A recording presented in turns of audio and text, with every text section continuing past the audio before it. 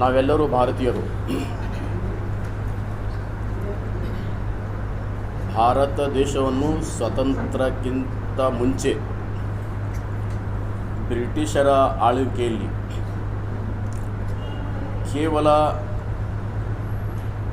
4 ಇದು ಭಾರತೀಯರಲ್ಲಿ ಹೆಚ್ಚು ಶ್ರೀಮಂತರು, ಹೆಚ್ಚು ವಿದ್ಯಾವಂತರು, ಪೊಲಿಟಿಕಲ್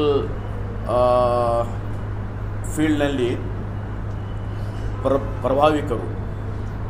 ಅದೇ ರೀತಿಯಾಗಿ ಕುಟುಂಬ ಆ ಕಾಲದಲ್ಲಿಯೂ ಕುಟುಂಬ ರಾಜಕಾರಣ ಇತ್ತು. ಈ 4 ಪಂಗಡದವರೆಗೆ ಓಟ್ ಹಾಕುವ ಸ್ವಾತಂತ್ರ್ಯ ಇತ್ತು. ಅವರು ಓಟ್ ಹಾಕಬಲ್ಲರು. ತಮ್ಮೆಲ್ಲರಿಗೆ ಗೊತ್ತಿದ್ದ ಹಾಗೆ ಭಾರತದಲ್ಲಿ ಇದ್ದಂಥ ಬಡವರು, ದಲಿತರು, ದೀನದಲಿತರು, ಅಲ್ಪಸಂಖ್ಯಾತರು, ಮಹಿಳೆಯರು ವಿಶೇಷವಾಗಿ ಸ್ವಾತಂತ್ರ್ಯಕ್ಕಿಂತ ಪೂರ್ವ ಇವರಿಗೆ ಓಟ್ ಹಾಕುವ ಹಕ್ಕಿರಲಿಲ್ಲ.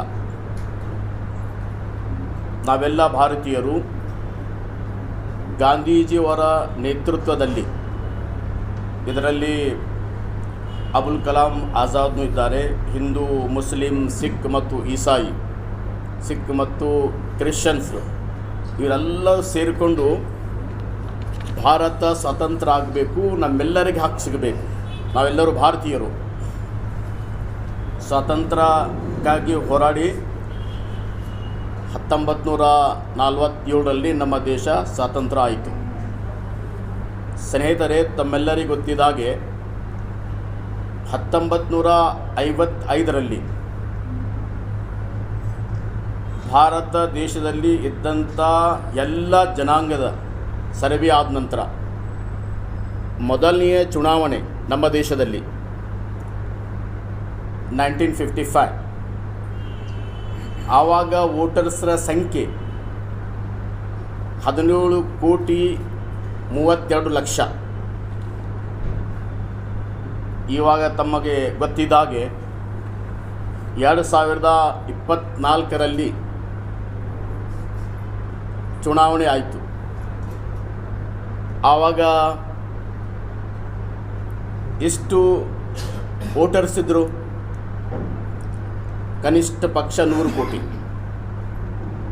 ನಾವೆಲ್ಲರೂ ಸೇರಿ ಭಾರತೀಯರು, ಎಲ್ಲ ಧರ್ಮೀಯರು, ನಾವೆಲ್ಲರೂ ಸೇರಿ ನ್ಯಾಷನಲ್ MP ಸಲುವಾಗಿ ಎಲೆಕ್ಷನ್ ನಡೆಸಿ 100 ಕೋಟಿ ವೋಟರ್ಸು ನಾವೆಲ್ಲ ವೋಟ್ ಹಾಕಿ ಇವಾಗ ಸೆಂಟ್ರಲ್ ಗೌರ್ಮೆಂಟ್ ಆಗಿದೆ. ಇವಾಗ ಅವರೆಲ್ಲ ಆಳ್ವಿಕೆ ನಡೀತಾ ಇದೆ. ಇನ್ ಹಿಸ್ಟ್ರಿ, ನಮ್ಮ ಭಾರತ ದೇಶದ ಇತಿಹಾಸದಲ್ಲಿಯೇ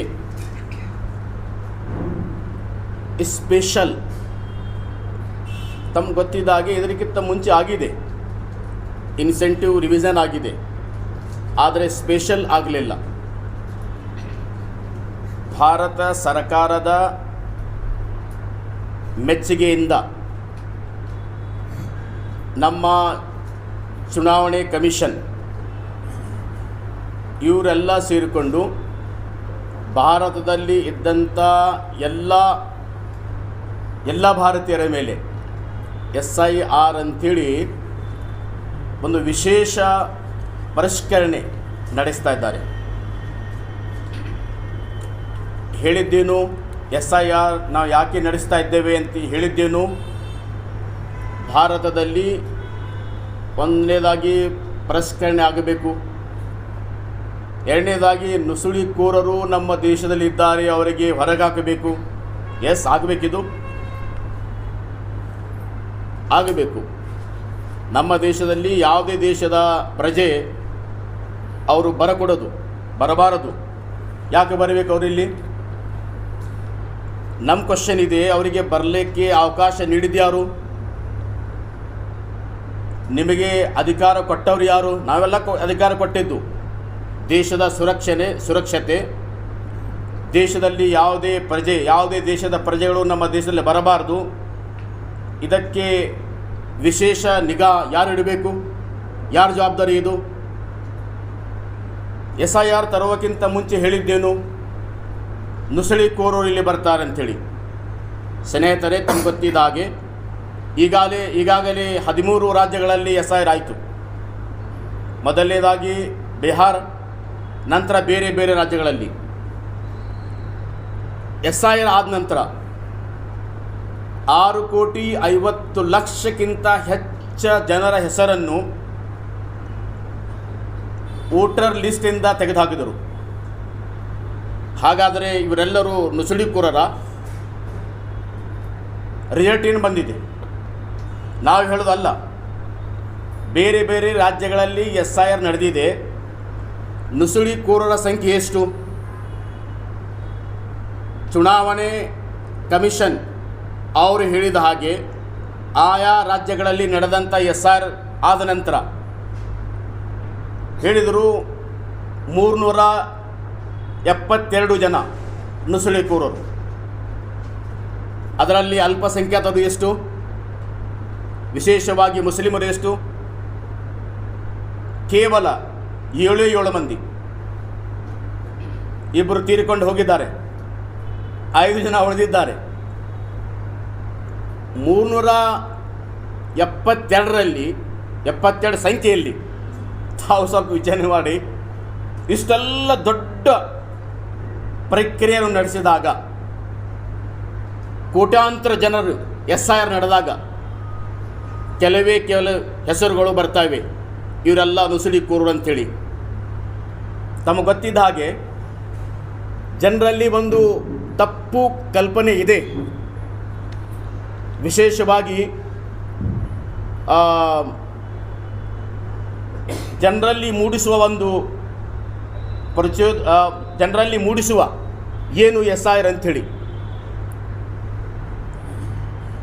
6,50,00,000 ಜನರ ಹೆಸರನ್ನು ವೋಟರ್ ಲಿಸ್ಟಿಂದ ತೆಗೆದು ಹಾಕಿದರಲ್ಲ, ಅದರಲ್ಲಿ ಎಲ್ಲರೂ ಇದ್ದಾರೆ.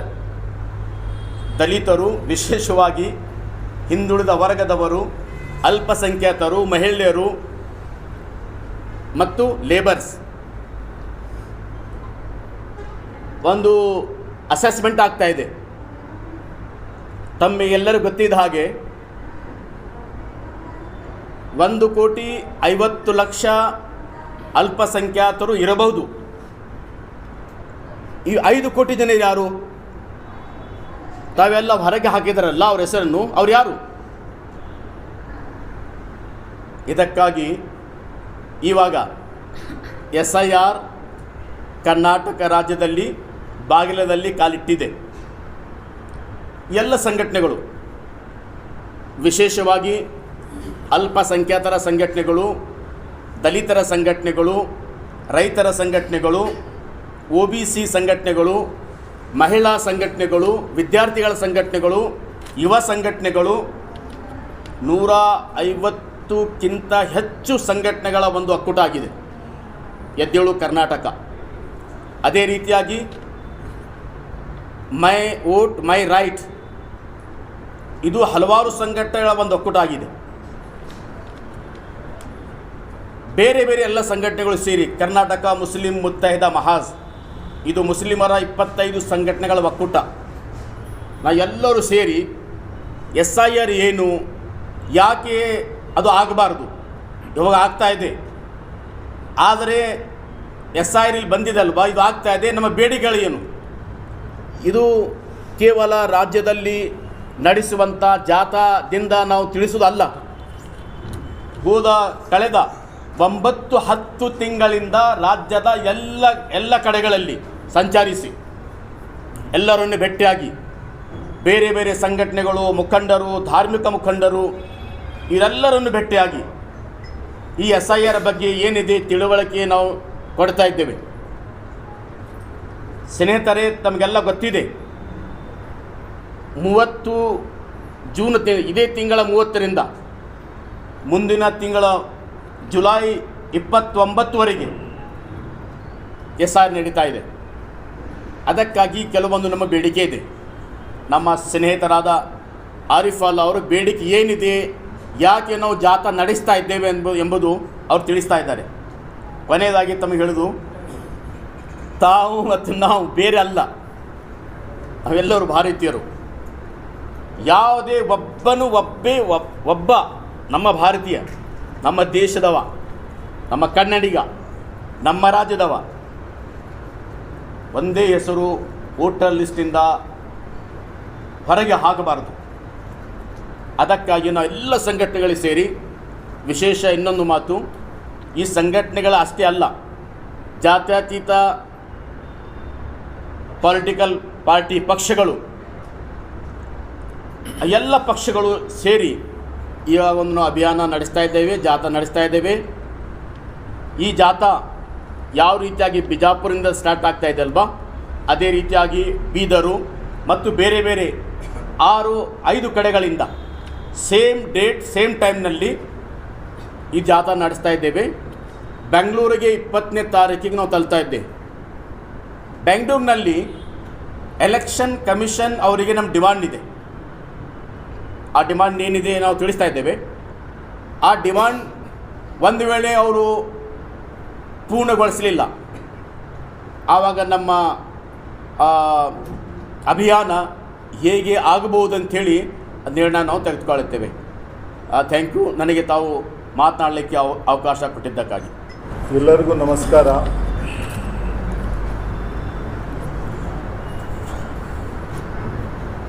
ಎದ್ದಿದೆ ಕರ್ನಾಟಕ, ಎದ್ದಿದೆ ಕರ್ನಾಟಕ, ನಡೆಯದು ನಿಮ್ಮ ನಾಟಕ, SIR ಮಾರಕ, ಒಪ್ಪದು ಕರ್ನಾಟಕ. ಈ ನನ್ನ 2 ಪದಗಳನ್ನು ಹೇಳಿ ತಮ್ಮೆಲ್ಲರಿಗೂ ಆಹ್ವಾನಿಸ್ತಾ, ಮಾನ್ಯರೇ, ನಮ್ಮ ಯೂಸುಫ್ ಖನಿ ಸಾಹೇಬರು ಸಾಕಷ್ಟು ಹೇಳಿದ್ದಾರೆ. ಈಗ ನಾವು ಜನರಲ್ಲಿ ಒಂದು ಜನಜಾಗೃತಿ ಜಾಥಾವನ್ನು ಹಮ್ಮಿಕೊಂಡಿದ್ದೀವಿ.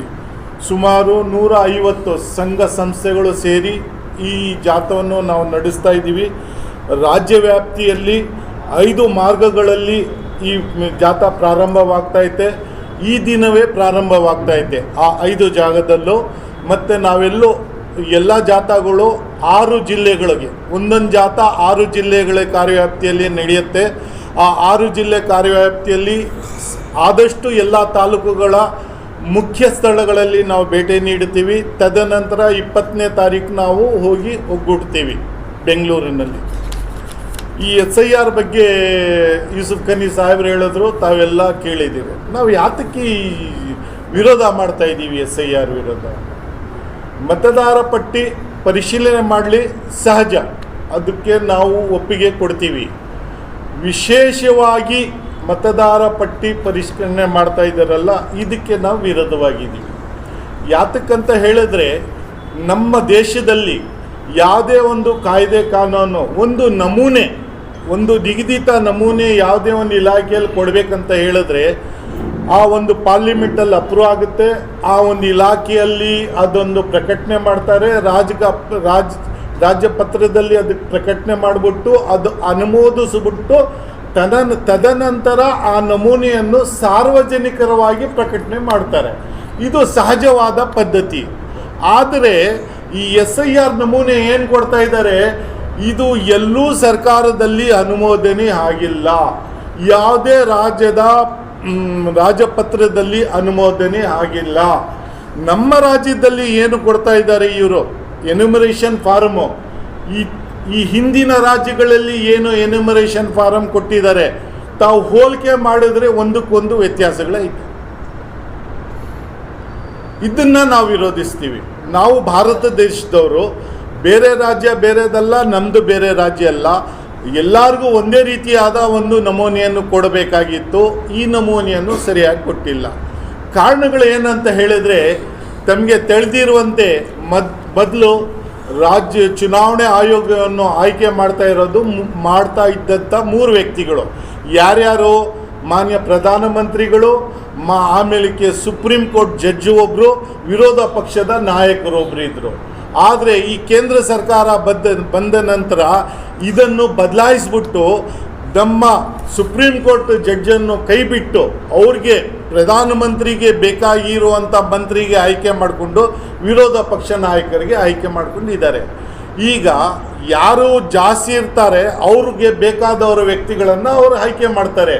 ಈ ರೀತಿಯಾಗಿ ನಮ್ಮ ದೇಶದ ಚುನಾವಣೆ ಆಯೋಗ ಏನೈತೆ ಮುಖ್ಯಸ್ಥರು, ಅವರಿಗೆ ಇವರು ಆಯ್ಕೆ ಮಾಡ್ಕೊಂಡಿದ್ದಾರೆ. ಆಯ್ಕೆ ಮಾಡಿಕೊಂಡು ತದನಂತರ ಇನ್ನೊಂದು ಬದಲಾವಣೆ ತಂದಿದ್ದಾರೆ. ಏನು ಬದಲಾವಣೆ ತಂದಿದ್ದಾರೆ? ನಮ್ಮ ದೇಶದಲ್ಲಿ ಯಾವೊಬ್ಬ ವ್ಯಕ್ತಿ ಪ್ರಧಾನಮಂತ್ರಿ ಆಗಲಿ ಬೇರೆಯವರಾಗಲಿ ಏನೇ ತಪ್ಪು ಮಾಡಿದ್ರು ಪ್ರಶ್ನೆ ಮಾಡೋಕ್ಕೆ ನಮಗೆ ಅವಕಾಶ ಇತ್ತು. ಆದರೆ ಚುನಾವಣೆ ಆಯೋಗ ಏನು ತಪ್ಪು ಮಾಡಿದ್ರೂ ಅದಕ್ಕೆ ಪ್ರಶ್ನೆ ಮಾಡೋ ಅಧಿಕಾರವನ್ನು ಕಿತ್ತಾಕ್ಬಿಟ್ಟೈತೆ. ಇನ್ನು ಅವ್ರ ಮೇಲೆ ನಾವು ಅವಲಂಬಿತರಾಗಿ ನಾವು ಹೇಗೆ ನಂಬೋದು ಅವ್ರಿಗೆ? ಅವ್ರು ಮಾಡ್ತಾ ಇರೋ ಕಾರ್ಯಕಲಾಪಗಳೆಲ್ಲ ಸುಗಮವಾಗಿ ಕಾನೂನುಬದ್ಧವಾಗಿ ಆಯ್ತಂತ ನಾವು ಹೇಗೆ ಒಪ್ಪಬಹುದು? ಹೀಗಾಗಿ ಇದಕ್ಕೆ ನಾವು ವಿರೋಧ ವ್ಯಕ್ತಪಡಿಸ್ತಾ ಇದ್ದೀವಿ. ತದನಂತರ ಏನು ಮಾಡಿದ್ದಾರೆ, ಈಗ ಈ SIR ವಿಶೇಷ ಪರಿಷ್ಕರಣೆ ಏನು ಮಾಡ್ತಾ ಇದ್ದಾರೆ, ಈಗ ಇದರಲ್ಲಿ ಹಿಂದೆ ಏನು ಮಾಡ್ತಾ ಇದ್ದೀವಿ, BLOs ಮನೆಗೆ ಬರ್ತಾಯಿದ್ರು, ಯಾರು 18 ವರ್ಷ ವಯಸ್ಸಾಗಿರೋ ಅವರ ಹೆಸರು ಸೇರಿಸ್ತಾ ಇದ್ರು, ಯಾರು ಸತ್ತೋಗ್ಬಿಟ್ಟಿದ್ದಾರೋ ಅವ್ರ ಕೈ ಬಿಡ್ತಾಯಿದ್ರು, ಯಾರು ಆ ಮನೆ ಬಿಟ್ಟು ಹೋಗಿದ್ದಾರೋ ಅವ್ರ ಹೆಸರು ತೆಗಿತಾ ಇದ್ವಿ. ಈಗ ಆ ರೀತಿ ಅಲ್ಲ. ಆವಾಗ ಕೆಲಸ ಯಾರ್ದಿತ್ತು? ಸರ್ಕಾರದ ಕೆಲಸ ಇತ್ತು. BLOಸ್ಗೆ ಅಪಾಯಿಂಟ್ ಮಾಡೋದು ಯಾರು? ಸರ್ಕಾರ ಬಂದು ನಮ್ಮ ಮತದಾರ ಪಟ್ಟಿಯನ್ನು ತಯಾರಿಸ್ತಾ ಇತ್ತು. ಈಗ ಸ್ವತಃ ಮತದಾರರು ನಾವು ಯಾತಕ್ಕಂದರೆ ನಾವು ಹೋಗ್ಬಿಟ್ಟು ಮತದಾರರು ನಾವು ಅಂತ ಹೇಳ್ಬಿಟ್ಟು ಗುರುತಿಸ್ಕೊಳ್ಬೇಕು. ಇದು ಯಾವ ನ್ಯಾಯ ಇದು ಅಂತ ಹೇಳ್ಬಿಟ್ಟು ನಾವು ನಮ್ಮ ದಾಖಲಾತಿಗಳು ಕೊಡಬೇಕಂತೆ. ಕೇಳಿರೋ 11 ದಾಖಲಾತಿಗಳು ನಮ್ಗೆ ಕೇಳಿದ್ದಾರೆ. ಈಗ ಮತದಾರ ಪಟ್ಟಿಯಲ್ಲಿ ಈ ವಿಶೇಷ ಪರಿಷ್ಕರಣೆ ಏನು ಮಾಡ್ತಾ ಇದ್ದಾರೆ, ಇದರಲ್ಲಿ ಈ ಹಿಂದೆ ನಾವು ಕೇಂದ್ರ ಸರ್ಕಾರವನ್ನು ಚುನಾವಣೆ ನಡೆದ ನಂತರ ನಾವೇ ಮತ ಹಾಕಿರೋದು. ಈಗ ರಾಜ್ಯ ಸರ್ಕಾರಕ್ಕೂ ನಾವೇ ಮತ ಹಾಕಿರೋದು, ಬೇರೆಯವ್ರು ಯಾರೂ ಬಂದು ಮಾಡಿಲ್ಲ. ಈಗ ನಮ್ಮ ಪ್ರಧಾನಮಂತ್ರಿ ಸಾಹೇಬ್ರು ಏನು ಹೇಳ್ತಾರೆ, ನುಸುಕೋರರು ಅಂತ ಹೇಳ್ಬಿಟ್ಟು, ಯಾರು ಇದರರ್ಥ ಹೊರದೇಶದಿಂದ ಬಂದಿರೋರಿಗೆ ಗುರುತಿಸಬೇಕು ಅಂತ ಹೇಳ್ಬಿಟ್ಟು. ವಲಸಗಿರಿರು ಬೇರೆ ರಾಜ್ಯದಿಂದ ಈ ರಾಜ್ಯಕ್ಕೆ ಬಂದಿರೋರು, ಇವ್ರು ಯಾತಕ್ಕೆ ಸ್ವಾಮಿ ಇವ್ರ ಹೆಸರುಗಳು ತೆಗಿಬೇಕು? ಯಾತಕ್ಕೆ ಹೇಳ್ತೀನಂದರೆ, ಬೇರೆ ರಾಜ್ಯದಿಂದ ನಮ್ಮ ರಾಜ್ಯದಲ್ಲಿ ಬಂದಿರೋರು ಅವರು ಈ ದೇಶದವರೇ, ಇಲ್ಲಿ ಬಂದು ವಾಸವಾಗಿರುತ್ತಾರೆ. ಅವರು 2002ರಲ್ಲಿ ಅಲ್ಲಿತ್ತು ಹೆಸರು, ಕೆಲವೊಬ್ಬರು ಅಲ್ಲಿಂದ ಬಂದ್ಬಿಟ್ಟಿದ್ದಾರೆ, ಅವ್ರ ಹೆಸರುಗಳು 2008 ಪಟ್ಟಿಯಲ್ಲಿ ಇರೋದಿಲ್ಲ, ಅಲ್ಲೂ ಇರೋದಿಲ್ಲ, ಇಲ್ಲೂ ಇರೋದಿಲ್ಲ. ಅವ್ರ ಗತಿ ಏನಾಗಬೇಕು? ಈ 11 ದಾಖಲಾತಿಗಳು ಎಲ್ಲಿಂದ ತಂದು ಕೊಡಬೇಕು? ಅವರು ಎಲ್ಲ ವಿದ್ಯಾವಂತರ, ಎಲ್ಲರ ಹತ್ರ ಪಾಸ್ಪೋರ್ಟ್ ಐತಾ? ಎಲ್ಲ ಸರ್ಕಾರಿ ನೌಕರರಲ್ಲಿ ಕೆಲಸ ಮಾಡೋರ, ಪಿಂಚಣಿದಾರರ? ಇಲ್ವಲ್ಲ. ಬೇರೆಯವ್ರು ಏನು ಮಾಡಬೇಕು? ಇದರಲ್ಲಿ ಸಾಕಷ್ಟು ಆದಿವಾಸಿಗಳು, ಅಲ್ಪಸಂಖ್ಯಾತರು, ಹಿಂದುಳಿದ ವರ್ಗದವರು ಇದರಲ್ಲಿ ಕೋತ ತಿಂತಾ ಇದ್ದಾರೆ. ಹಾಗಾಗಿ ನಾವು ಈ ಜಾಗೃತಿಯನ್ನು ಮೂಡಿಸ್ತಾ ಇದ್ದೀವಿ. ಈ ಜಾಗೃತಿ ಇವತ್ತಿಂದ ನಡೀತಾ ಐತೆ. ಇದಕ್ಕೆ ತಾವೆಲ್ಲೋ ಸಹಕರಿಸಬೇಕಂತ ನಾವು ಹೇಳ್ತಾ, ವಿವಿಧ ರಾಜ್ಯದಲ್ಲಿ 5 ಕಡೆಯಿಂದ ಮಾರ್ಗದಲ್ಲಿ ಹೋಗ್ತಾ ಐತೆ. ನಮ್ಮ ಈ ಜಿಲ್ಲೆಯಿಂದ ಹೋಗ್ತಾ ಇರೋ ಮಾರ್ಗಗಳು ಏನು ಎತ್ತ ಅನ್ನೋ ಬಗ್ಗೆ ನಮ್ಮ ಯೂಸುಫ್ ಖನಿ ಸಾಹೇಬರು ಹೇಳ್ತಾರೆ. ಬೇಡಿಕೆಗಳು ಏನೈತೆ ಅಂತ ಹೇಳಿದ್ರೆ, ನೋಡಿ, ಈ SIR ಪ್ರಕ್ರಿಯೆ ಪ್ರಾರಂಭ ಆದಾಗ ನಾವೆಲ್ಲ ಸಂಘ ಸಂಸ್ಥೆಗಳು ರಾಜ್ಯದ ಚುನಾವಣೆ ಆಯೋಗಕ್ಕೆ 4 ಬೇಡಿಕೆಗಳು ಇಟ್ಟಿದ್ವಿ. ಆವಾಗೇ ತೊಗೊಂಡು ಸುಮಾರು 6 ತಿಂಗಳ ಹಿಂದೆ ತೊಗೊಂಡೋಗಿ ಇಟ್ಟಿದ್ದೀವಿ. ನಾವು ಯಾತಕ್ಕೆ ಇಟ್ಟಿದ್ದೀವಿ ಅಂತ ಹೇಳಿದರೆ, ಬಿಹಾರದಿಂದ ಪ್ರಾರಂಭವಾಯಿತು ಏನು SIR. ಬಿಹಾರದಿಂದ ಪ್ರಾರಂಭವಾದಾಗ ಪ್ರಕ್ರಿಯೆ ವೆಸ್ಟ್ ಬೆಂಗಾಲ್ ಬಂದಾಗ ದಾರಿ ತಪ್ಪಿತು. ಲಾಜಿಕಲ್ ಡಿಸ್ಕ್ರಿಪೆನ್ಸಿ ಅಂತ ಹೇಳ್ಬಿಟ್ಟು ವೆಸ್ಟ್ ಬೆಂಗಾಲದಲ್ಲಿ ತಂದರು, ಈ ಪದ್ಧತಿಯನ್ನು ತಂದರು. ನಮ್ಮ ರಾಜ್ಯದಲ್ಲೂ ಹಂಗೆ ತಂದರೆ ತಾವು ಬೇಕಾಗಿದ್ರೆ 2002ರ ಮತದಾರ ಪಟ್ಟಿಯನ್ನು ತಾವು ಪರಿಶೀಲಿಸ್ಬೋದು. ಅದರಲ್ಲಿ ಉಚ್ಚಾರಣೆ, ಪ್ರೊನೌನ್ಸಿಯೇಷನ್ ತಪ್ಪಾಗೈತೆ. ನಮಗೇನು ಗೊತ್ತು 2000ದಲ್ಲಿ ಈ ವರ್ಷದಲ್ಲಿ 2002 ಮತದಾರ ಪಟ್ಟಿ ಕೇಳ್ತಾರಂತ. ಅದರಲ್ಲಿ ತಪ್ಪು ಹೆಸರುಗಳೈತೆ. ಈ ಲಾಜಿಕಲ್ ಡಿಸ್ಕ್ರಿಪೆನ್ಸಿ ಅಂತ ಹೇಳ್ಬಿಟ್ಟು ತಂದುಬಿಟ್ಟು ಸಾಕಷ್ಟು ಮತದಾರರನ್ನು ಕೈ ಬಿಡಲು ಇದು ಹುನ್ನಾರೆ ನಡೆಸೈತೆ ಚುನಾವಣೆ ಆಯೋಗ ಅಂತ. ಮತ್ತೇನು ಮಾಡ್ತೈತೆ ಅಂದರೆ, ಈಗ ರಾಜ್ಯದಲ್ಲಿ ಎಲ್ಲಿ ಚುನಾವಣೆ ನಡೆಸಿದ್ರು, ಈಗ ತಾವು ಮಾಧ್ಯಮ ಮಿತ್ರರು ಬಂದಿದ್ದೀರ, ನಾವು ನಿಮಗೆ ಹೇಳಿಕೆ ನೀಡ್ತಾ ಇದ್ದೀವಿ. ಏನೈತೆ, CCTV ಕವರೇಜ್ ಐತೆ. ನಿಮಗೆ ನಾವು ಏನು ಹೇಳಿದ್ರು ತಪ್ಪಿಸ್ಕೊಳಕ್ಕಾಗೋದಿಲ್ಲ. ಆದರೆ ಚುನಾವಣೆ ನಡೆದಾಗ CCTVಯನ್ನು ಯಾತಕ್ಕೆ ಇಡ್ತಾ ಇಲ್ಲ ಚುನಾವಣೆ ಆಯೋಗ? ಇದನ್ನು ಕೈಬಿಟ್ಟೈತೆ ಚುನಾವಣೆ ಆಯೋಗ. CCTV ಚುನಾವಣೆ ನಡೆದಾಗ, ಯಾವುದೇ ರಾಜ್ಯದಲ್ಲಿ ನಡೆದಾಗ ನಮ್ಮ ದೇಶದಲ್ಲಿ CCTV ಕವರೇಜ್ ಆಗಿದ್ದರೆ ಸತ್ಯಾಂಶಗಳು ಹೊರಬರುತ್ತೆ. ಸತ್ಯಾಂಶಗಳನ್ನು ಮುಚ್ಚಿಡಬೇಕಂತ ಹೇಳಿದ್ರೆ CCTV ಇರಬಾರ್ದು. ಇದು ಒಂದು ಹೊನ್ನಾರೆ ನಡೆಸೈತೆ ಚುನಾವಣೆ ಆಯೋಗ. ಈಗ ನಮ್ಮ ಬೇಡಿಕೆಗಳು ಏನಂದರೆ ಆರ್ಥಿಕವಾದ ಲಾಜಿಕಲ್ ಡಿಸ್ಕ್ರಿಪ್ರೆನ್ಸಿ ಅನ್ನು ಕರ್ನಾಟಕದಲ್ಲಿ ಬಳಸಬಾರ್ದು. ಈ ಲಾಜಿಕಲ್ ಡಿಸ್ಕ್ರಿಪ್ರೆನ್ಸಿ ಅಂತ ಏನೈತೆ ಅಂದರೆ, ಇದೊಂದು ವೆಬ್ಬಲ್ಲಿ ಹಾಕ್ಬಿಟ್ಟು ಏನು ಮಾಡ್ತಾ ಇದ್ದಾರೆ, 2002 ವೋಟರ್ ಲಿಸ್ಟು ಹಾಕಿರ್ತಾರೆ, ಈಗಿರೋದು ವೋಟರ್ ಲಿಸ್ಟ್ ಹಾಕಿರ್ತಾರೆ. 2002ರಲ್ಲಿ ನಾನು ಸೈಯದ್ ಇಮಾಮ್ ಸಾಬ್ ಅಂತ ಇರ್ತೀನಿ, ಈಗ ನಾನು ಏನು ಮಾಡಿರ್ತೀನಿ, ನಾನು ಸೈಯದ್ದು ಅಥವಾ ಇಮಾಮ್ ಸಾಬು ಅಂತ ಇಟ್ಕೊಂಡಿರ್ತೀನಿ. ಈಗ ಇದನ್ನು ಲಾಜಿಕಲ್ ಡಿಸ್ಕ್ರಿಪ್ರೆನ್ಸಿಯಲ್ಲಿ ಹೋಲಿಸಿದಾಗ ಹೆಸರುಗಳು ವ್ಯತ್ಯಾಸ ಬರುತ್ತೆ. ನಾನು 2002 ಮತದಾರ ಪಟ್ಟಿಯಲ್ಲಿ ಇದ್ದೂ ಸಹ, ಎನ್ಯುಮರೇಷನ್ ಫಾರಮ್ ಸಲ್ಲಿಸಿದರೂ ಸಹ, ನನ್ನ ದಾಖಲಾತಿಗಳನ್ನು ಸಲ್ಲಿಸಿದರೂ ಸಹ ಅನುಮಾನಾಸ್ಪದವಾಗೈತೆ ಅಂತ ಹೇಳ್ಬಿಟ್ಟು ನಮ್ಮ ಹೆಸರುಗಳನ್ನು ಕೈ ಬಿಡಲಾಗುತ್ತಾ ಇರುತ್ತೆ. ಈ ಒಂದು ಕಾರಣಕ್ಕೆ ಇದಕ್ಕೆ ನಾವು ಒಪ್ಪೋದಿಲ್ಲ ಅಂತ ಹೇಳ್ಬಿಟ್ಟು ಹೇಳಿದ್ದೀವಿ. ನೀವು ತಯಾರಿಸುವ ಮತದಾರ ಪಟ್ಟಿಯು ಕರಡು ಪ್ರತಿಯನ್ನು ಪರಿಶೀಲನೆಗೆ ಅವಕಾಶವಿರುವಂತೆ ಕಂಪ್ಯೂಟರ್ ಓದುವ ಮಾದರಿಯಲ್ಲಿ ಕೊಡಬೇಕು. ಈಗ ಉದಾಹರಣೆಗೆ ಇದೇನಂತ ಹೇಳಿದರೆ, ಅವರು PDF ಅಲ್ಲಿ ಕೊಡ್ತಾ ಇದ್ದಾರೆ, ಅದು ಕಂಪ್ಯೂಟ್ರಲ್ಲಿ ಹಾಕಿದ್ರೆ ರೀಡ್ ಆಗೋದಿಲ್ಲ. ಈಗ ನಾನು ಒಂದು ಮತದಾನ ಕ್ಷೇತ್ರದಲ್ಲಿ ಇದ್ದೀನಿ, ಆ ಮತದಾನ ಕ್ಷೇತ್ರದಲ್ಲಿ ಸುಮಾರು 800ರಿಂದ 1000 ಜನ ಇರ್ತಾರೆ. ನನ್ನ ಮತದಾನ ಕ್ಷೇತ್ರದಲ್ಲಿ ಇರುವಂಥ 800ರಿಂದ 1000 ಜನದ್ದು ಕಂಪ್ಯೂಟರ್ ಓದೋ ರೀತಿಯಲ್ಲಿ ಕೊಟ್ಟರೆ, ಏನು ಕರಡು ಮತದಾರ ಪಟ್ಟಿ ಕೊಡ್ತಾರೆ, ಆವಾಗ ನಾನು ಪರಿಶೀಲಿಸಬೇಕಂತ ಹೇಳಿದರೆ ಒಟ್ಟಾರೆ ಪರಿಶೀಲನೆ ಮಾಡೋಕ್ಕಾಗೋದಿಲ್ಲ. ಇವ್ರು ಕೊಡ್ತಾ ಇರೋದು ವೆಬ್ಬಲ್ಲಿ ಪ್ರತ್ಯೇಕವಾಗಿ ಒಬ್ಬೊಬ್ಬರ ಹೆಸರು ಹಾಕಿ ಪರಿಶೀಲನೆ ಮಾಡಬೇಕು, ಅದು ಸಾಧ್ಯವೇ ಇಲ್ಲ. ಅದು ಹಾಗಾಗಿ ಇದನ್ನು ಬೇಡಿಕೆಯನ್ನು ಇಟ್ಟಿದ್ವಿ. ಚುನಾವಣೆ ಮ್ಯಾನ್ಯುವಲ್ನಲ್ಲಿ ನೀಡಲಾಗಿರುವ ನಿರ್ದೇಶನದಂತೆ ಕರಡು ಮತದಾರ ಪಟ್ಟಿಯನ್ನು ಗ್ರಾಮ ಸಭೆ ಹಾಗೂ ವಾರ್ಡು ಸಭೆಗಳು ಕರಡು ಸಾರ್ವಜನಿಕರ ಪರಿಶೀಲನೆ ಮತ್ತು ತಿದ್ದುಪಡಿಗೆ ಒಳಿಸಬೇಕು ಅಂತ ಹೇಳ್ಬಿಟ್ಟು, ಈಗ ಈ ಡ್ರಾಫ್ಟ್ ಮತದಾರ ಪಟ್ಟಿ ಏನು ಕೊಡ್ತಾರೆ ಅವರು, ಎಲ್ಲೋ ಒಂದು ಕಡೆ ಅವರು ಇಟ್ಟಿದ್ರೆ ಸಾರ್ವಜನಿಕರ ಗಮನಕ್ಕೆ ಎಲ್ಲಿ ಬರುತ್ತೆ. ಹಾಗಾಗಿ ನಾವು ಎಲ್ಲ ಗ್ರಾಮ ಸಭೆಗಳಲ್ಲಿ, ತಾಲೂಕ್ ಪಂಚಾಯಿತಿಯಲ್ಲಿ ಮತ್ತು ಪ್ರತಿಯೊಂದು BLO ಮತದಾನ ಕೇಂದ್ರಗಳಲ್ಲಿ ಇಡಬೇಕಂತ ನಾವು ಅವ್ರಿಗೆ ಒಂದು ಒತ್ತಾಯ ಹಾಕಿದ್ದೀವಿ. ಆಮೇಲೆ ಅಪೀಲ್ ಸಲ್ಲಿಸಲು ಈಗೇನಾಗೈತೆ, SIR ಆದ ನಂತರ ಯಾರ್ಯಾರ ಹೆಸರು ಕೈ ಬಿಟ್ಟೋಗ್ಬಿಟ್ಟಿರುತ್ತೋ ಅವರಿಗೆ ಮನವಿ ಮಾಡಲು ಡಿಸ್ಟಿಕ್ ಮ್ಯಾಜಿಸ್ಟ್ರೇಟ್ DC ಹತ್ರ ಮನವಿ ಮಾಡೋಕ್ಕೆ ಫಸ್ಟ್ ಅವಕಾಶ ಐತೆ. 15 ದಿವಸ ಇಟ್ಟಿದ್ದಾರೆ, 15 ದಿವಸದ 1 ತಿಂಗಳು ಅಂತ ಇಟ್ಟಿದ್ದಾರೆ. ಕರಡು ಮತದಾರ ಪಟ್ಟಿ ಬಂದು ನಾನು ಪರಿಶೀಲನೆ ಮಾಡಿಬಿಟ್ಟು ನನ್ನ ಹೆಸರಾಯಿತೋ ಇಲ್ವೋ ಅಂತ ನೋಡೋಷ್ಟರಲ್ಲಿ 15 ದಿವಸ 1 ತಿಂಗಳಾಗೋಗ್ಬಿಡುತ್ತೆ. ಅದಕ್ಕಾಗಿ ನಾವು 6 ತಿಂಗಳ ಕಾಲಾವಕಾಶ ಕೊಡಿ ಅಂತ ನಾವು ಕೇಳಿದ್ದೀವಿ. 6 ತಿಂಗಳು ಚುನಾವಣೆ ಆಯೋಗಕ್ಕೆ ನಾವು ಕೋರ್ಕೊಂಡಿದ್ದೀವಿ. ಅಪೀಲ್ ಮಾಡೋದು ಅವಕಾಶ ಏನೈತೆ ನಮಗೆ 6 ತಿಂಗಳ ಅವಕಾಶ ಕೊಡಿ ಅಂತ ನಾವು ಕೇಳಿದ್ದೀವಿ. ಈ 4 ಮನವಿಗಳನ್ನು ನಾವು ಸಲ್ಲಿಸಿದ್ದೀವಿ. ಈ ನಮ್ಮ 4 ಮನವಿಗಳು ಸಲ್ಲಿಸಿರೋದನ್ನು ಉತ್ತರಿಸಬೇಕು ಅಂತ ನಾವು ಪದೇ ಪದೇ ಚುನಾವಣೆ ಆಯೋಗಕ್ಕೆ ನಮ್ಮ ಸಂಘಟನೆಗಳು ಹೋಗಿ ಮನವಿ ಸಲ್ಲಿಸಿದ್ದಾರೆ. ಆದರೆ ತಹಲವರೆಗೂ ಚುನಾವಣೆ ಆಯೋಗದಿಂದ ಯಾವುದೇ ನಮಗೆ ಉತ್ತರ ಬಂದಿಲ್ಲ.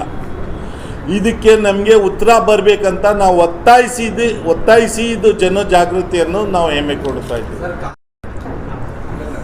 ವಿಶೇಷವಾಗಿ ಚುನಾವಣೆ ಕಮಿಷನ್ಗೆ ನಾವು ಆಹ್ವಾನ ನೀಡ್ತಾ ಇದ್ದೇವೆ.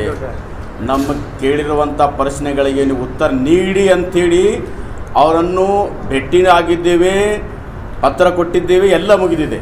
ಇವಾಗ ಈ ಜಾಥಾ ತೆಗೆದುಕೊಂಡು ಹೋಗಿ ಬೆಂಗಳೂರಿಗೆ 20ನೇ ತಾರೀಕು ನಾವು ತಲುಪ್ತಾ ಇದ್ದೇವೆ. ಆ 5 ಕಡೆಗಳಿಂದ 30 ಡಿಸ್ಟ್ರಿಕ್ಟ್ ಕವರ್ ಮಾಡಿ 20ನೇ ತಾರೀಕಿಗೆ ಬೆಂಗಳೂರು ನಾವು ತಲುಪ್ತಾ ಇದ್ದೇವೆ. ಅಲ್ಲಿಯೂ ಕೂಡ ನಾವು ಚುನಾವಣಾ ಅಧಿಕಾರಿಗಳಿದ್ದಾರಲ್ಲ ಅವರನ್ನು ಬೇಡಿಕೆ ಮಾಡ್ತಾ ಇದ್ದಾರೆ.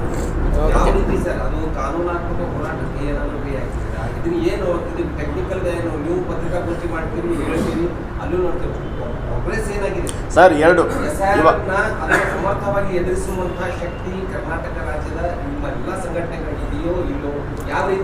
ಸರ್ ಓಕೆ ಸರ್, ಇದಾಗ ನೋಡಿ SIR ಬಗ್ಗೆ ಒಂದನೇದಾಗಿ ಇದು ಜನಜಾಗೃತಿ ಕಾರ್ಯಕ್ರಮ ನಡೆಸ್ತಾ ಇದ್ದೇವೆ. ರಾಜ್ಯಾದ್ಯಂತ ಜನಜಾಗೃತಿ ಕಾರ್ಯಕ್ರಮ ತಮಗೆ ನಮಗಿಂತ ಹೆಚ್ಚು ತಮಗೆ ಗೊತ್ತಿದೆ. ಇಲ್ಲಿ ಇದ್ದಂಥ ಜನರಿಗೆ SIR ಅಂದ್ರೆ ಕ್ವಶನ್ ಸರ್ ಅಂತಾರೆ. ಕೆಲವೊಬ್ಬರನ್ನು ಕೇಳಿದ ಹೋಗಿ ಇದು SIR ಏನಂದ್ರೆ ಸರ್ ಅಂತ ಹೇಳಿದಾಗ ಹೇಳ್ತಾರೆ. ಈ ರೀತಿಯಾಗಿ ಜನರಿದ್ದಾಗ ನಾವು ಜನರ ಮಧ್ಯೆ ಹೋಗಿ ಜನಜಾಗೃತಿ ಕಾರ್ಯಕ್ರಮ ಮಾಡಲಿಕ್ಕಂದ್ರೆ ಮುಂದೆ ಬಂದಾಗ ಅವ್ರು ಎನ್ಯುಮರೇಷನ್ ಫಾರ್ಮು ಅದು ಏನಂತ ಕೇಳ್ತಾ ಇದ್ದಾರೆ, ಹೇಗೆ ತುಂಬಬೇಕಂತ ಹೇಳ್ತಾ ಇದ್ದಾರೆ. ಎಲ್ಲರೂ ಬರೆದವ್ರು ಓದೋರು ಎಲ್ಲ ಅದು ಎಲ್ಲ ಭಾಷೆಯಲ್ಲಿ ಬರ್ತಾ ಇದೆ.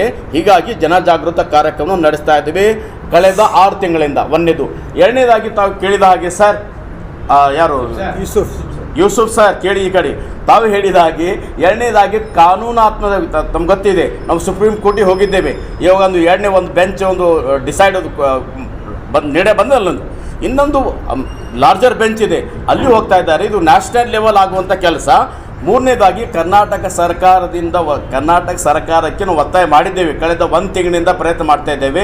ತಾವು ನೋಡಿದ ಹಾಗೆ ಸರ್ಕಾರಕ್ಕೆ ನಾವು ಹೇಳ್ತಾ ಇದ್ದೇವೆ, ನೀವು ಬನ್ನಿ ಇದಕ್ಕೆ, ಇವು ನಿಮ್ಮ ವೋಟರ್ಸು, ಈ ವೋಟರ್ಸನ್ನು ಕಾಪಾಡೋ ಜವಾಬ್ದಾರಿ ನಿಮ್ಮದಾಗಿದೆ. ಇದು ತಮ್ಮ MLA, ತಮ್ಮ MLC ಯಾರ್ಯಾರು ಇದ್ದಾರಲ್ಲ ನಿಮ್ಮ ಪಾರ್ಟಿಯವರು, ಅವರೆಲ್ಲ ಜನರ ಮಧ್ಯೆ ಹೋಗಬೇಕು, SIR ಬಗ್ಗೆ ಅವರಿಗೆ ಸಹಾಯ ನೀಡಬೇಕಂತೇಳಿ ನಾವು ಸರ್ಕಾರವನ್ನು ಕೇಳ್ತಾ ಇದ್ದೇವೆ. ಈ 3 ಕೆಲಸ ಮತ್ತು ಸಮಸ್ಯೆ ಅಂತ ಹೇಳಿದ್ರಲ್ಲ, ಇದಕ್ಕೆ ಪೂರಕವಾಗಿ BJP ರಾಷ್ಟ್ರೀಯ ಅಧ್ಯಕ್ಷ ನಿತಿನ್ ನವೀನ್ ಬೆಂಗಳೂರಿಗೆ ಬಂದಾಗ ಕರ್ನಾಟಕದಲ್ಲಿ SIR ಆದರೆ ನಾವು BJP ಇನ್ನೂ 50 ವರ್ಷ ಇಲ್ಲಿ ಆಡಳಿತ ಮಾಡ್ತೀವಿ ಅಂತ ಹೇಳ್ತಾರಪ್ಪ ಅಂತಂದರೆ, ಇದು ಏನು, what is the logic behind this? ಈ ಸಮಸ್ಯೆ ಅಂದರೆ ಇವರು ಮೇನ್ವಾಗಿ ಮಹಿಳೆಯರನ್ನ ಟಾರ್ಗೆಟ್ ಮಾಡ್ತಿದ್ದಾರೆ, ಬಡವ್ರನ್ನ, ಕೂಲಿ ಕಾರ್ಮಿಕರನ್ನ ಮತ್ತು ಹಿಂದುಳಿದ ವರ್ಗದವ್ರನ್ನ ಟಾರ್ಗೆಟ್ ಮಾಡ್ತಿದ್ದಾರೆ. ಇದು ಕಾಂಗ್ರೆಸ್ ಮತ ಬ್ಯಾಂಕನ್ನು ತೆಗೆದಾಕುವಂಥ ಹುನ್ನಾರ. ಅವರು ಹೇಳಿದ್ದಾರೆ, BJP ಅಧ್ಯಕ್ಷ 50 ವರ್ಷನೂ ಇನ್ನೂ ಅಧಿಕಾರಕ್ಕೆ ಬರ್ತೀವಿ ಅಂತ ಏನು ಅರ್ಥ ಇದು? ನಿಮಗೆ ಬಿಟ್ಟಿದ್ದೀವಿ. Thank you. जुड़े रहिएगा आपके अपने चैनल बीजापुर समय के साथ।